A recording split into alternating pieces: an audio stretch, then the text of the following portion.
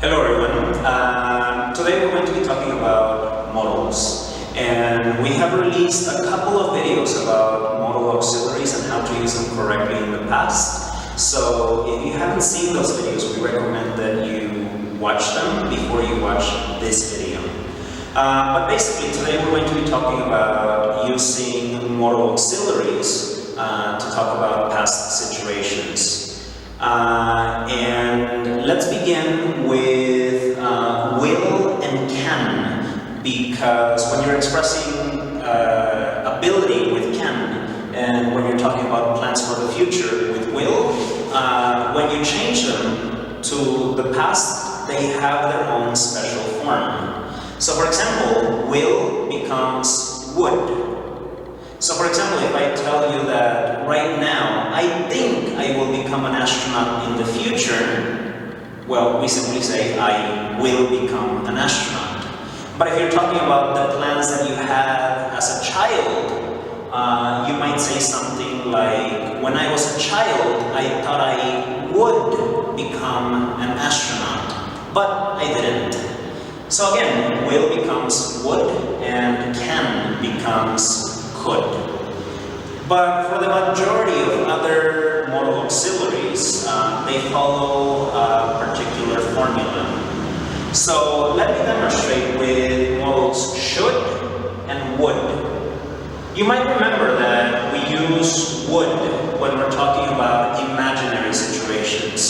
So for example, I might ask you, if you had $1 million right now, what would you do? And you might say something like, I would travel around the world, I would buy a car, and I would go shopping. So because you're talking about what you would do with the money right now, you simply combine the modal with the base form of the verb. Would go shopping, would buy a car, and would travel around the world.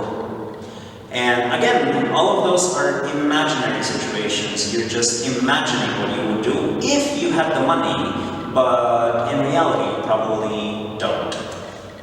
So if you're talking about the past, basically what you do is you add the verb have, and then you use the action verb after the verb have. So for example, last week I couldn't go to the beach with my friends. My friends went to the beach, but I couldn't go with them because I didn't have enough money.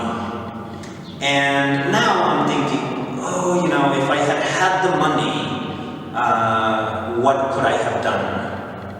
And to answer the question, I might say something like, if I had money last week, I would have gone to the beach with my friends. So again, you see that you still have the auxiliary would, but you don't have the action verb directly after would anymore. You have the verb have. And you can think of this as an extra auxiliary, and the only purpose of the verb have in this situation is to express that you're talking about the past.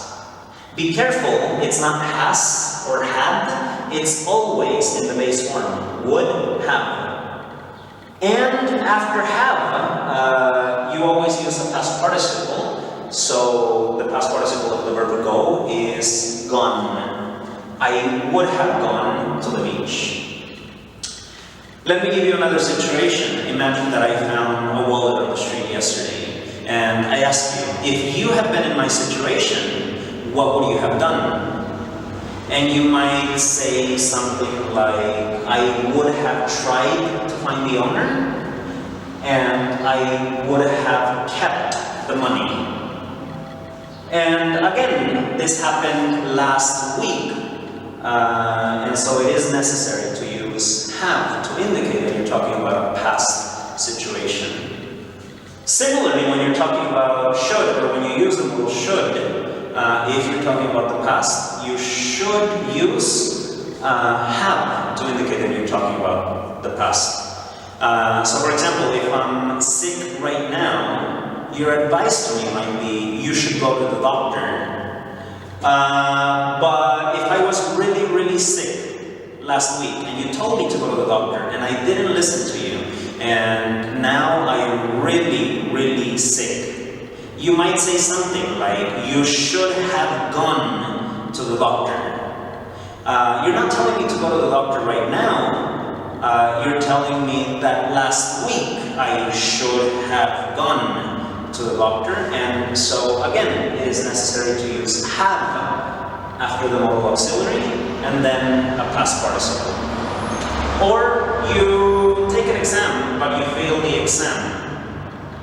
I might say something like, you should have studied for the exam. I'm not telling you to study right now, I'm telling you that you should have studied before you took the exam, so in the past. And finally, I might also say, well, you shouldn't have gone to the party last weekend. Again, it's a passive situation, so shouldn't have gone.